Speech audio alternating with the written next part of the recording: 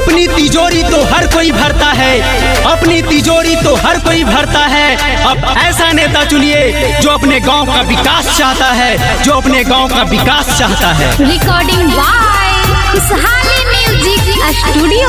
सिर्फ हंगामा खड़ा करना मेरा मकसद नहीं, सिर्फ हंगामा खड़ा करना मेरा मकसद नहीं। मेरी कोशिश है कि ये खूबसूरत गांव और खूबसूरत हो जाए, और खूबसूरत हो जाए। बाटे नंबर 13 से खाड़ हाथिन रंजू देवी लजिया बतैहा गे बहिनी। बाटे नंबर 13 से खाड़ हाथिन रंजू देवी लजिया बतैहा गे बहिनी।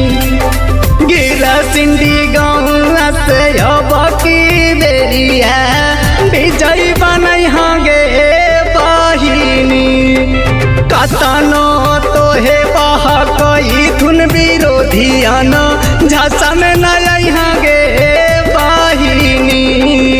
कतनो तो हे बह कोई धुन विरोधियन झसा में नया गे बहिनी।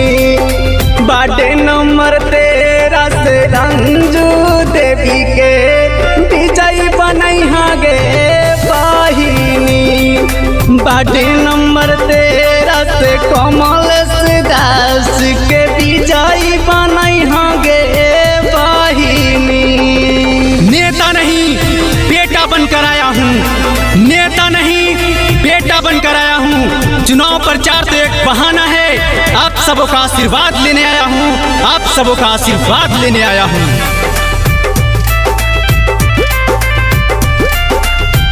अपनी तिजोरी तो हर कोई भरता है, अपनी तिजोरी तो हर कोई भरता है। अब ऐसा नेता चुनिए जो अपने गांव का विकास चाहता है, जो अपने गांव का विकास चाहता है। 2 साल बीतलई, 3 साल बीतलई, 5 साल बीतलई गे बहिनी।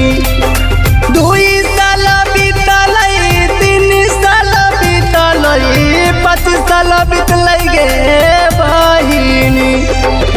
पूरा घिर सिंडी गाँव में नल जल के पनिया देलथिन गे बहिनी। बाटे नंबर 13 से कमल दास के विजय बनैहा गे बहिनी। आपके हर एक आदेश को मैं कबूल करता हूँ, अपने गांव के विकास को अपना वसूल करता हूँ। हाथ जोड़कर आप सभी गांववासियों से मेरे पक्ष में वोट करने के लिए मैं अपील करता हूँ, मैं अपील करता हूँ।